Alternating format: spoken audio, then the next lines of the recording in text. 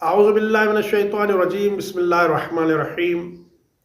قصائی کو یہ باتیں ضرور سمجھائیں۔ عید قربان میں مومنین قربانی کرتے ہیں اور اپنے جانور خدا کی راہ میں دیتے ہیں۔ تو جب جانور کو قربان کیا جائے، اللہ کی راہ میں دیا جائے، تو اس وقت ضروری ہے کہ آپ قصائی کو کچھ باتیں جو کہ مہم ہیں وہ ضرور سمجھائیں۔ ان میں سے ایک بات یہ ہے کہ جانور کی گردن قبلہ رخ ہو، آسمان کی طرف نہ ہو۔ جب قصائی جانور کو ذبح کرے تو جانور کی گردن قبلہ رخ ہونی چاہیے۔ بعض اوقات دیکھا گیا ہے کہ جانور کی گردن آسمان کی طرف ہوتی ہے، اس طرح نہیں کرنا چاہیے۔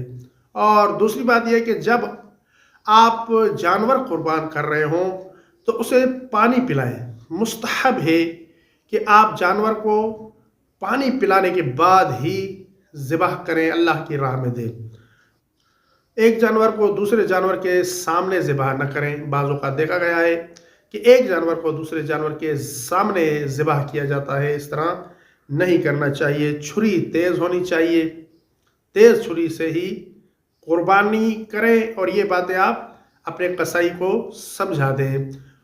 جس چیز کے ذریعے سے انسان جانور کو ذبح کرے تو وہ لوہے کی ہونی چاہیے، کسی اور چیز کی نہیں ہونی چاہیے۔ اور اہم بات یہ ہے کہ جب آپ قربانی کر رہے ہوں تو اللہ تعالیٰ کا نام لیں، ذکر خدا کریں۔ قربانی کرتے وقت نام الہی لینا ضروری ہے، اور قصد قربت ہونا چاہیے۔